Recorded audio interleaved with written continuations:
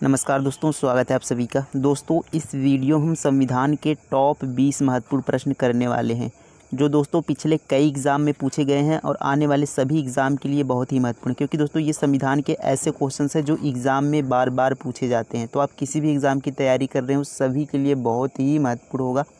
तो चलिए पहले क्वेश्चन से स्टार्ट करेंगे। लास्ट में आपको कमेंट कर ज़रूर बताना है कि आपने 20 में से कितने क्वेश्चन सही किए। चलिए देखते हैं पहला क्वेश्चन। संविधान में कुल कितनी अनुसूचियां हैं? तो सबसे बेसिक सा क्वेश्चन है दोस्तों कि संविधान में कुल कितनी अनुसूचियां हैं। तो वर्तमान में संविधान में कुल 12 अनुसूचियां हैं। ऑप्शन ए इसका क्या हो जाएगा? सही उत्तर हो जाएगा। अगला प्रश्न देखते हैं। मौलिक कर्तव्य किस अनुच्छेद में है? बताएंगे मौलिक कर्तव्य किस अनुच्छेद में है। तो मौलिक कर्तव्य दोस्तों 51 ए में है। अनुच्छेद कितने में? 51 ए में, यानी इसका डी वाला क्या हो जाएगा? सही उत्तर हो जाएगा 51 ए। 18 में क्या है दोस्तों? उपाधियों का अंत।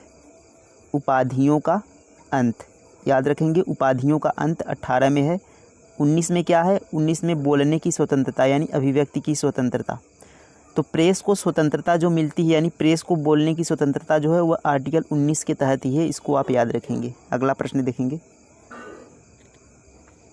देखिए दैहिक स्वतंत्रता किस अनुच्छेद में है? दैहिक स्वतंत्रता यानी दोस्तों जीवन जीने का अधिकार, यह किस अनुच्छेद में है? तो आर्टिकल 21 में। ऑप्शन ए क्या हो गया इसका? सही उत्तर हो जाएगा। अगला प्रश्न देखते हैं। मौलिक कर्तव्य को किस देश से लिया गया है? तो मौलिक कर्तव्य दोस्तों जो अभी हमने देखा कि 51 ए में है अनुच्छेद में, वह किस देश से लिया गया है? तो रूस इसका सही उत्तर हो जाएगा। ऑप्शन नंबर बी क्या होगा इसका? सही उत्तर हो जाएगा। अगला प्रश्न देखें।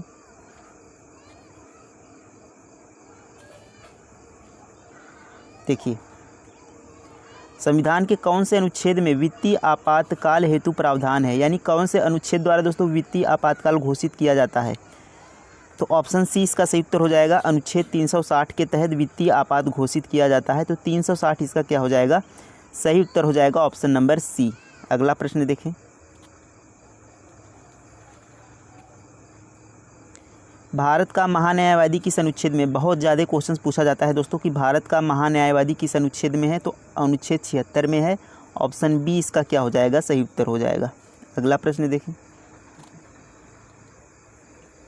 संविधान सभा ने भारत के संविधान को कब स्वीकृत किया था? तो संविधान सभा द्वारा भारतीय संविधान को कब स्वीकार किया गया? तो 26 नवंबर 1949, यानी ऑप्शन बी क्या हो जाएगा इसका? सही उत्तर हो जाएगा। 26 नवंबर 1949 को भारतीय संविधान सभा द्वारा संविधान को स्वीकृत किया गया।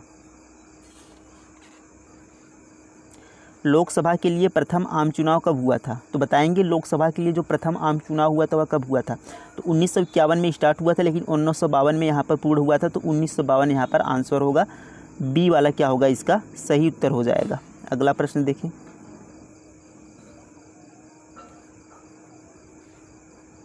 राष्ट्रपति, देखिए राष्ट्रपति द्वारा राज्यसभा में कितने सदस्य मनोनीत किए जाते हैं, यानी कितने व्यक्ति मनोनीत किए जाते हैं दोस्तों राष्ट्रपति द्वारा राज्यसभा में? तो टोटल 12 व्यक्ति यहाँ पर मनोनीत किए जाते हैं। तो ऑप्शन सी इसका सही उत्तर हो जाएगा।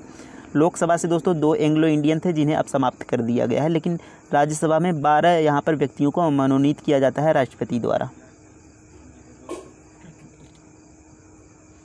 देखिए नेक्स्ट क्वेश्चन है, कानूनी तौर पर युद्ध की घोषणा करने तथा शांति स्थापित करने का अधिकार किसे प्राप्त है? तो युद्ध की घोषणा तथा शांति स्थापित करने का अधिकार किसके पास प्राप्त है? तो राष्ट्रपति इसका सही उत्तर हो जाएगा। यह शक्ति राष्ट्रपति के पास है। तो ऑप्शन डी इसका क्या हो जाएगा? सही उत्तर हो जाएगा। देखेंगे राष्ट्रपति संविधान के किस अनुच्छेद के अंतर्गत भारत के मुख्य न्यायाधीश के समक्ष शपथ ग्रहण करता है? यानी सिंपल सा क्वेश्चन है कि राष्ट्रपति, देखिए कभी कभी हमसे पूछ लिया जाता है कि राष्ट्रपति किसके समक्ष शपथ ग्रहण करता है? तो भारत के मुख्य न्यायाधीश के समक्ष यह शपथ ग्रहण करते हैं राष्ट्रपति। किस अनुच्छेद में है? तो अनुच्छेद 60 में है। ऑप्शन बी इसका क्या हो जाएगा? सही उत्तर होगा। नेक्स्ट क्वेश्चन देखें। भाषाई आधार पर गठित भारत का प्रथम राज्य कौन सा है? तो भाषा के आधार पर गठित होने वाला भारत का पहला राज्य कौन सा? तो आंध्र प्रदेश इसका सही उत्तर हो जाएगा। बी वाला, भाषा के आधार पर गठित होने वाला पहला राज्य था आंध्र प्रदेश। देखिए भारतीय संविधान में 22 भाषाओं का उल्लेख किस अनुसूची में है? तो किस अनुसूची में दोस्तों भारतीय संविधान के 22 भाषाओं का उल्लेख है? तो कौन सी अनुसूची है? 8वीं अनुसूची में, यानी डी वाला क्या हो जाएगा इसका राइट आंसर हो जाएगा। 8वीं अनुसूची में 22 भाषाओं का उल्लेख है। देखिए, राज्य पुनर्गठन आयोग की नियुक्ति किस वर्ष की गई थी? तो राज्य पुनर्गठन आयोग की नियुक्ति किस वर्ष की गई थी? तो ऑप्शन सी इसका सही उत्तर हो जाएगा। 1953 में राज्य पुनर्गठन आयोग की नियुक्ति की गई थी। अगला प्रश्न देखें, इनमें से कौन सा मौलिक अधिकार नहीं है? बताएंगे इनमें से कौन सा मौलिक अधिकार नहीं है। शिक्षा का अधिकार मौलिक अधिकार है। सामान्य समानता, यहाँ पर लिखेंगे समानता। समानता का अधिकार मौलिक अधिकार है। स्वतंत्रता का अधिकार मौलिक अधिकार है। संपत्ति का अधिकार ये आपका मौलिक अधिकार नहीं है। ऑप्शन डी यानी यहाँ पर सही उत्तर हो जाएगा। हमसे पूछा है कौन सा नहीं है, तो डी वाला संपत्ति का अधिकार मौलिक अधिकार नहीं है। ऑप्शन डी इसका क्या होगा? राइट आंसर होगा। किस राज्य में सर्वप्रथम राष्ट्रपति शासन लागू किया गया था? कौन सा राज्य था जिसमें सबसे पहले राष्ट्रपति शासन लागू किया गया था? तो ऑप्शन बी इसका सही उत्तर हो जाएगा। पंजाब में सबसे पहले राष्ट्रपति शासन लागू किया गया था। कहाँ पर? पंजाब में। कौन से सन में? तो 1951 में यहाँ पर पंजाब में लागू किया गया था। अगला प्रश्न देखें, भारतीय संविधान की संशोधन प्रक्रिया किस देश के संविधान से प्रभावित है? तो भारतीय संविधान में जो संशोधन की प्रक्रिया हुआ किस देश से लिया गया है, या कह सकते हैं किस देश से प्रभावित है? तो दक्षिण अफ्रीका इसका सही उत्तर हो जाएगा। साउथ अफ्रीका से प्रभावित है, यानी ऑप्शन बी इसका सही उत्तर हो जाएगा, दक्षिण अफ्रीका। अगला प्रश्न देखें,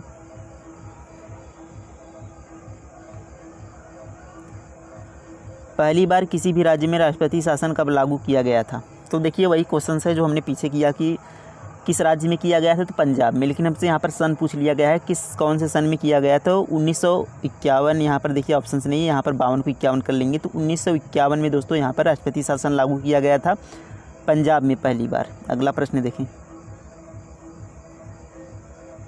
भारत में कितने प्रकार के आपातकाल घोषित किए जा सकते हैं? तो भारत में कितने प्रकार के आपातकाल घोषित किए जाते हैं? तो 3 प्रकार के आपातकाल राष्ट्रपति, यहाँ पर देखिए, राष्ट्रीय आपात, राज्य का आपात और एक वित्तीय आपात। तो यानी 3 प्रकार से यहाँ पर आपात घोषित किए जाते हैं। तो बी वाला इसका क्या हो जाएगा? सही उत्तर हो जाएगा। राष्ट्रीय आपात, राज्य आपातकाल और यहाँ पर वित्तीय आपातकाल। संविधान के किस भाग में संविधान संशोधन की प्रक्रिया का उल्लेख है? बताएंगे संविधान के किस भाग में संविधान संशोधन की प्रक्रिया का उल्लेख है।